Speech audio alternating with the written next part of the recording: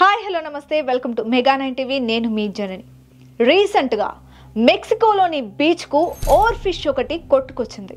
అంతకుముందు ఒరిస్సా బీచ్లో కొన్ని వందల తాబేళ్లు సముద్రం నుంచి బయటకు వచ్చాయి. ఇక కేరళలో కొన్ని లక్షల చేపలు ఒడ్డుకు చేరుకున్నాయి. ఆస్ట్రేలియాలో ఏకంగా 150కి పైగా తిమింగలాలు ఒడ్డుకు వచ్చి చనిపోయాయి.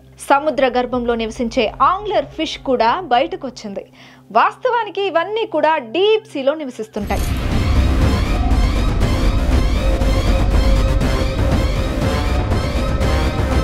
అంత ఈజీగా బయటకు రావు, కానీ ఉన్నట్లుండి అవన్నీ ఇప్పుడు సముద్రం నుంచి ఎందుకు బయటకు వస్తున్నాయన్నది $1 మిలియన్ క్వశ్చన్. ఈ ఇన్సిడెంట్స్కి సముద్ర గర్భంలో ఉండే లివయాతానికి ఏమైనా సంబంధం ఉందా? ఈ జీవులన్నీ లివయాతాన్ని చూసి భయపడుతున్నాయా? నిజంగా స్నేక్ మాన్స్టర్ సముద్రం నుంచి బయటకు వస్తుందా? ప్రపంచం అంతం తప్పదా? ఒకవేళ ఉంటే ఇప్పటి వరకు మనుషుల కళ్ళకు ఎందుకు కనిపించలేదు? ముందే సైంటిస్టులు దీని గురించి ఎందుకు హెచ్చరించలేదు? సామాజిక మాధ్యమాల్లో జరిగేదంతా దుష్ప్రచారమేనా? ప్రజలు ఎందుకు భయపడుతున్నారు? ఈ మిస్టీరియస్ విషయాలను తెలుసుకోవాలంటే let's watch the special focus.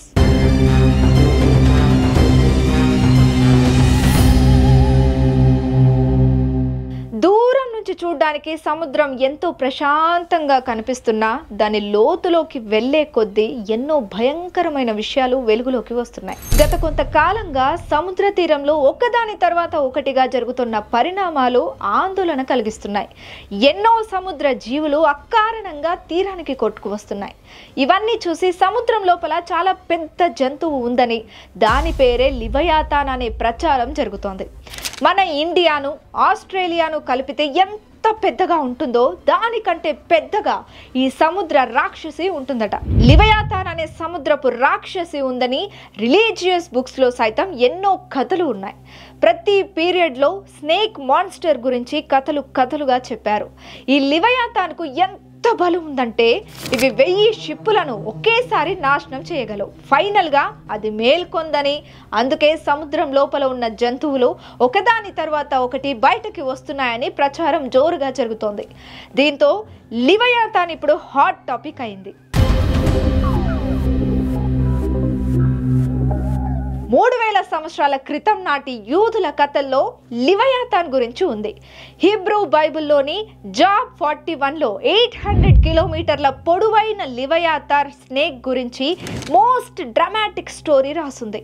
యూదుల బైబిల్ ప్రకారం దేవుడు ఈ ప్రపంచాన్ని సృష్టించినప్పుడు 2 లివయాతాన్ పాములను సృష్టించాడు. అందులో ఒకటి మగ, ఒకటి ఆడ. వీటిని సృష్టించిన తరువాత ఆయనకు ఓ డౌట్ వచ్చిందట. ఇవి 2 కలిస్తే ఇలాంటి లివయాతాన్ స్నేక్స్ ఎన్నో వచ్చేస్తాయి. ఒక్కొక్కటి కిలోమీటర్ల పొడవు ఉంటే ఈ ప్రపంచం చిటికెలో అంతమైపోతుందని భావించారు. అందుకని ఆడపామును దేవుడు చంపేశాడట. మిగిలిన ఒకే ఒక్క మగ లివయాతాన్ స్నేక్ సముద్రం గర్భంలో వెయిట్ చేస్తుందట. ఎప్పుడైతే ప్రపంచంలోని ప్రజలు తమ విలువలను మర్చిపోయి తప్పులను చేస్తారో, ఫ్యామిలీ రిలేషన్స్కు వాల్యూ ఇవ్వకుండా ప్రవర్తిస్తారో, ఆడపిల్లలపై అత్యాచారాలు పెరిగిపోతాయో, మానవత్వం పూర్తిగా చచ్చిపోతుందో అప్పుడు సముద్రపు అడుగులో ఉన్న లివయాతాన్ బయటికి వస్తుంది. దాని శరీరానికి ఉన్న ఇనుప పొరలతో, కిలోమీటర్ల బాడీతో బయటకి వచ్చి ఒక్కసారిగా గర్జిస్తేనే సునామీలు వస్తాయి. అగ్ని పర్వతాలు బద్దలవుతాయి. అది తన నోటి నుంచి అగ్నిని వదిలి ప్రజలను చంపేస్తుందని కథ రాసుంది. ఇలా లివయాతాన్ బయటకి వచ్చిన రోజే ఫైనల్ జడ్జిమెంట్ డే అవుతుందని యూదుల బైబిల్లో రాసింది. అప్పుడు ఓ యుద్ధం జరుగుతుందని చెప్తుంది. యుద్ధం ఎవరికి అంటే సీ మాన్స్టర్ అయిన లివయాతాన్కి, బిహోమోత్ అని చెప్పే అంతే సైజులో పవర్ఫుల్గా ఉండే ల్యాండ్ మాన్స్టర్కి. ఆ యుద్ధాన్ని కూడా భూమి చూడలేదని, లివయాతాన్ అలా సముద్రం నుంచి లేస్తుంటే సునామీలు వస్తాయని, అది వదులుతున్న మంటలతో ఆకాశం ఎరుపెక్కుతుందని, ఈ 2 మాన్స్టర్స్ మధ్య రోజులు, నెలలు, సంవత్సరాల తరబడి యుద్ధం జరుగుతుందని కథలో రాసుంది. అయితే ఈ కథలో 2 ఎండింగ్లు ఉన్నాయి. ఒక ఎండింగ్లో ఈ రెండు మాన్స్టర్లు ఒకదానిని మరొకటి చంపుకుంటాయి. రెండో ఎండింగ్ లో దేవుడు దిగివచ్చి రెండు మాన్స్టర్స్ ను చంపేస్తాడు. ఆ తరువాత ఎవరైతే మంచి వాళ్ళు ఉన్నారో వారు మాత్రమే బ్రతికిపోయారని, చనిపోయిన లివయాతాన్ పాము చర్మంతో టెంట్ వేసుకొని దాని మాంసం తింటారని యూదుల నమ్మకం.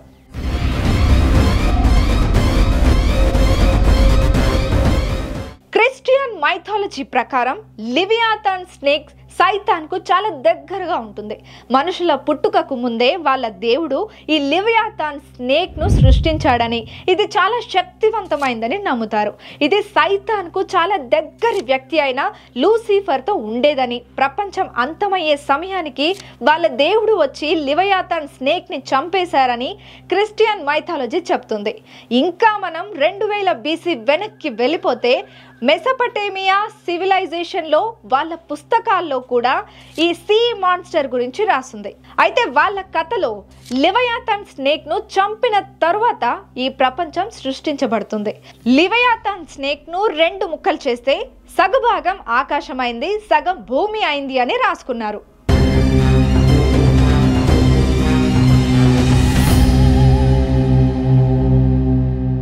మెక్సికో బీచ్ లో ఓర్ ఫిష్ కనిపించడంతోనే లివయాతాన్ స్టోరీ వెలుగులోకి వచ్చింది. ఓర్ ఫిష్ చాలా అంటే చాలా అరుదైన చేప, అత్యంత లోతైన ప్రదేశంలో నివసించే జీవి. ఇది నిలువుగా అంటే వర్టికల్ గా ఈత కొడుతుంది. నీలం రంగులో వెండి పొలుసులతో ఉండే ఈ చేప చూడడానికి పాములా ఉంటుంది.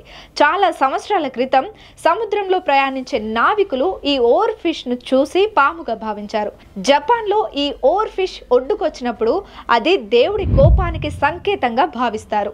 ఈ చేప సముద్రం నుంచి బయటకి వస్తే అది ఒక పెద్ద విధ్వంసానికి సంకేతంగా చెప్తారు. ఈ కథలన్నీ నోటి మాట ద్వారా వ్యాపించినవే. ఈ ఓర్ ఫిష్ కి లివయాతాన్ పాముకి మధ్య ఓ కనెక్షన్ ఉందని ప్రజలు నమ్ముతారు. లివయాతాన్ పాము లాంటి జీవులు ఈ ఓర్ ఫిష్ లను చూసి సృష్టించబడి ఉండొచ్చని ఇప్పటికీ మాట్లాడుకుంటారు.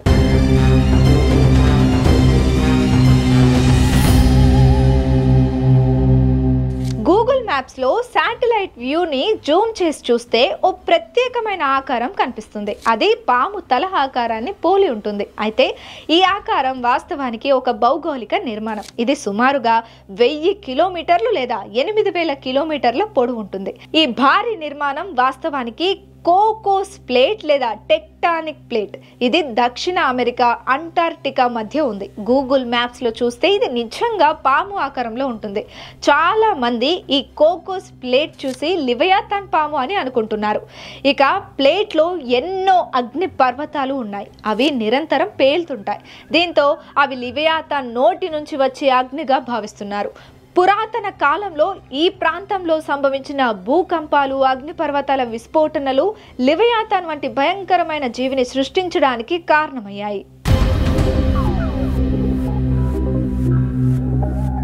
లివయాతాన్ స్నేక్ ఉందని చాలా మంది ప్రజలు భయపడుతున్నారు, భయపెడుతున్నారు. అయితే మనం గుర్తుంచుకోవాల్సిన విషయం ఏంటంటే లివయాతాన్ స్నేక్ అనేది ఉందని కొన్ని రిలీజియస్ బుక్స్లో రాస్తుండడం తప్పితే ఎలాంటి సైంటిఫిక్ ప్రూఫ్స్ కూడా లేవు. హ్యూమన్ సైకాలజీ ఏంటంటే ప్రపంచం అంతమైపోతుందంటే భయపడతాం. దానికి సంబంధించిన ఏ విషయం తెలిసినా ఊహల్లో కథలు అల్లేస్తాం. సముద్రపు ఒడ్డుకు కొట్టుకు వచ్చిన ఓర్ ఫిష్ అయినా, టెక్టానిక్ ప్లేట్ అయినా అన్నింటిని చూసి మనం ఏదో జరగబోతుందని ఊహించుకుంటున్నాము తప్పితే వీటి వల్ల ప్రపంచం అంతమవుతుందని అనడంలో ఎలాంటి వాస్తవం లేదు. అందుకే ఇదంతా జస్ట్ ఇమాజినేషన్ మాత్రమే అని అనుకోవాలి. మరి ఇలాంటి మరిన్ని ఇంట్రెస్టింగ్ టాపిక్స్తో మళ్ళీ కలుద్దాం. Until then keep watching Mega 9 TV and don't forget to click on all notification button. See you.